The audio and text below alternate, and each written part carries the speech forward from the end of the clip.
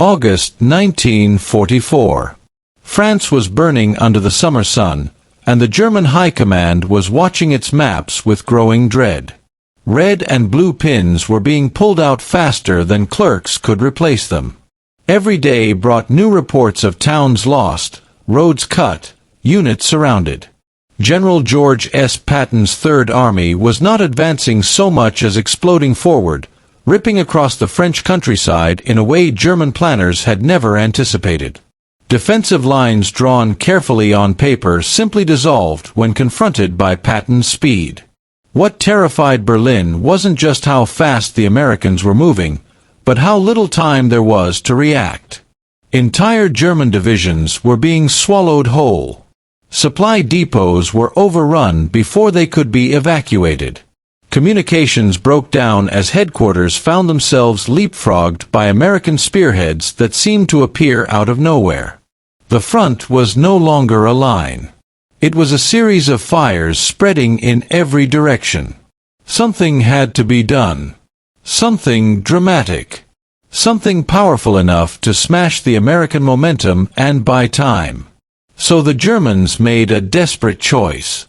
They reached for their most feared weapon. The Tiger. 72 Panzer VI Tiger tanks were ordered forward, rushed into Patton's path like a steel wall meant to halt a flood. These were not ordinary tanks. They were the pride of the German armored force, the monsters Allied crews whispered about in fear. Each Tiger weighed over 50 tons, wrapped in armor so thick that most Allied anti-tank rounds bounced off the front like pebbles. And mounted on each one was the dreaded 88mm gun, capable of killing an American Sherman from distances where the Sherman couldn't even fight back. On paper, this should have worked. One Tiger could destroy multiple Shermans in a single engagement. In direct fights, Tigers almost always won. German propaganda had turned them into legends. Allied soldiers called them invincible. If anything could stop Patton cold, it was these tanks. What happened instead became one of the clearest demonstrations in the war of how speed, coordination, and doctrine could shatter even the most terrifying technology. To understand why, you have to understand what the Tiger really was. The Panzer VI was a brute, designed for dominance in set battles. From a prepared position, hull down behind terrain, its advantages were overwhelming. Thick frontal armor. Long-range killing power. Crews trained to pick off enemy tanks one by one. In those conditions, Tigers were nightmares. Entire Allied columns had been stalled by a single well-placed Tiger. American Shermans, by contrast, were lighter, faster, and far more numerous. They were reliable, easy to maintain, and quick to produce, but they were outmatched in a straight duel. A Sherman crew facing a Tiger head-on knew the odds. It often took 4 or 5 Shermans to bring down one Tiger, and the Tiger would usually kill several of them before it went down. The math was cruel and unforgiving. But Tigers were not invincible. They had flaws, and Patton understood them better than most. They were slow. On a good road, with a skilled crew, a Tiger might reach 25 miles per hour, and that was optimistic. Off-road, it was worse. They couldn't chase a fast enemy or redeploy quickly. They were mechanically fragile. The complex transmission and heavy suspension systems were under constant strain. Breakdowns were common. For every Tiger destroyed by enemy fire, another was often lost to mechanical failure. They drank fuel at an obscene rate. Less than a mile per gallon. In 1944, Germany was desperate for fuel. A Tiger could run out of gas before ever reaching the fight. And most importantly, Tigers were defensive weapons. They were at their best when the enemy came to them. When forced to maneuver, to attack, to respond rapidly to changing situations, their weaknesses became deadly. The Germans knew this. But desperation overrides doctrine. Patton's advance was too fast, too disruptive. Conventional defenses were collapsing. They needed a hammer, and the Tiger was the heaviest hammer they had left. So the Tigers rolled forward. Patton, meanwhile, was not impressed.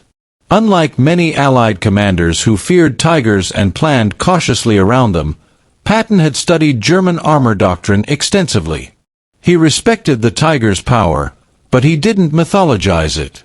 He knew exactly what it could and couldn't do, and more importantly, he knew how not to fight it. Patton drilled his officers on a set of principles that would define the coming battle. Never fight the Tiger on its terms. The Tiger wanted long-range duels across open ground. So deny it that fight. Use terrain, smoke, and maneuver to close distance or attack from angles where its armor was thinner. Use combined arms relentlessly.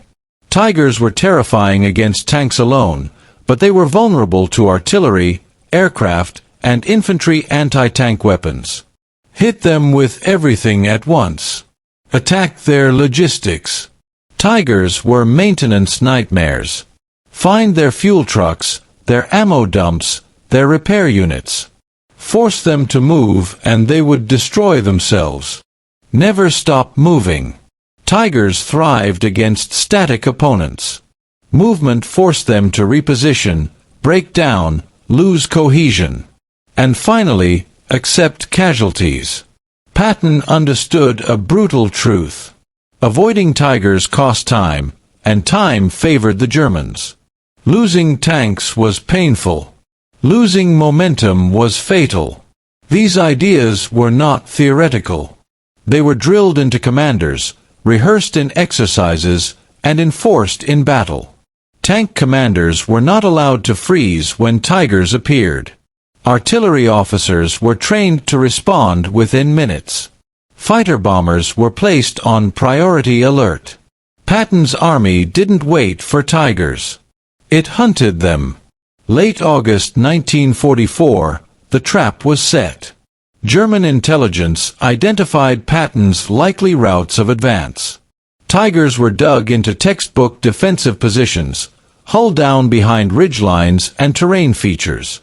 Their guns covered open approaches where American armor would be forced to cross. On paper, it was perfect. American tanks would advance, Tigers would engage at long range, Shermans would burn, and the advance would stall. The Germans would gain precious time. That was the plan. It unraveled almost immediately. American reconnaissance spotted the Tiger positions before the main force arrived. Within hours, Patton altered his entire approach. Columns were split. Routes diversified. The advance became fluid and unpredictable. When contact was made, American units did not charge the Tigers head-on. They called for artillery. Not to destroy the tanks outright, but to smother them. Shells crashed around the Tiger positions, forcing crews to button up, blinding them, rattling nerves, disrupting coordination. While the Tigers were pinned, American tank destroyers moved fast. Sleeker and quicker than Shermans, armed with high-velocity guns designed specifically to kill German armor, they slipped into flanking positions. They didn't seek duels. They sought side shots. One penetration to the flank was often enough. Then came the aircraft.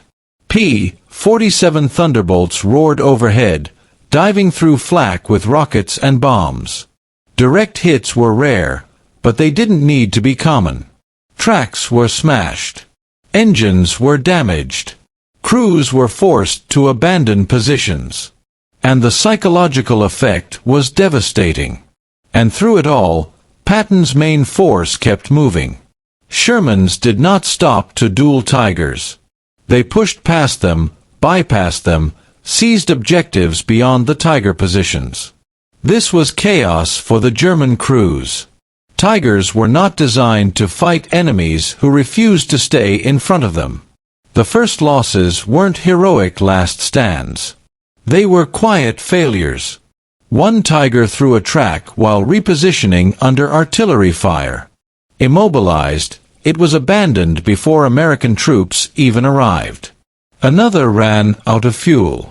Its supply convoy had been destroyed by fighter bombers miles to the rear. An attempt to tow it ended with both Tigers broken down, both crews abandoning their machines. 3 Tigers were destroyed by tank destroyers that slipped around their flanks while the Tigers were engaging Shermans to the front. Side armor was penetrated. Ammunition cooked off. The kills were sudden and catastrophic. 2 more were hit by P-47 rockets. 1 lost a track and was abandoned. The other took a hit to the engine deck, bursting into flames. All of this happened in less than 6 hours. German commanders had expected days of fighting. They got hours. By nightfall, over 20 Tigers were gone. Destroyed, abandoned, or captured. The surviving crews were shaken.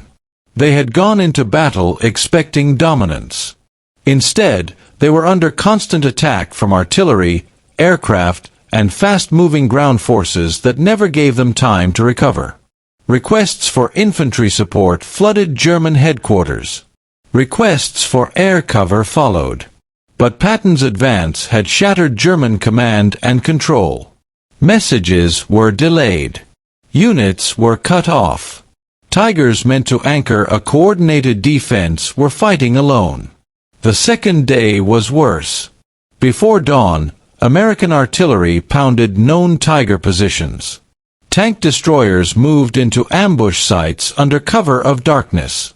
When the Tigers tried to shift at first light, they drove straight into prepared kill zones. Mechanical failures multiplied.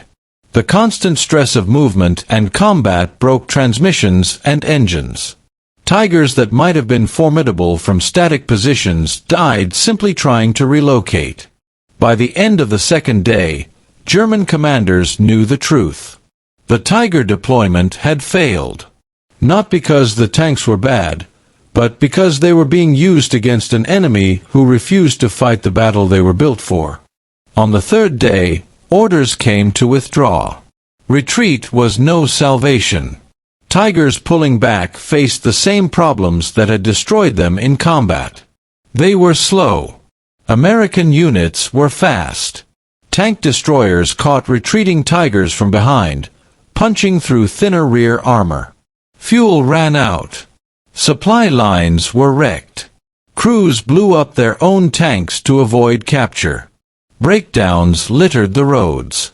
Transmission failures. Engine fires. Broken tracks. The retreat route became a graveyard of German heavy armor. Patton never eased the pressure. Artillery hammered escape routes. Fighter bombers strafed columns. Any attempt to form a rear guard was crushed. One captured German officer later summed it up bluntly. "We expected a battle. What we got was a pursuit. Your forces never stopped long enough for us to establish a defense." That was Patton's genius. He understood that Tigers were most dangerous when prepared and static. So he never let them be either. When the dust settled, the numbers were devastating. Of the 72 Tigers sent to stop Patton, fewer than 10 were still operational. The rest were destroyed, abandoned, captured, or blown up by their own crews. And Patton's advance never slowed.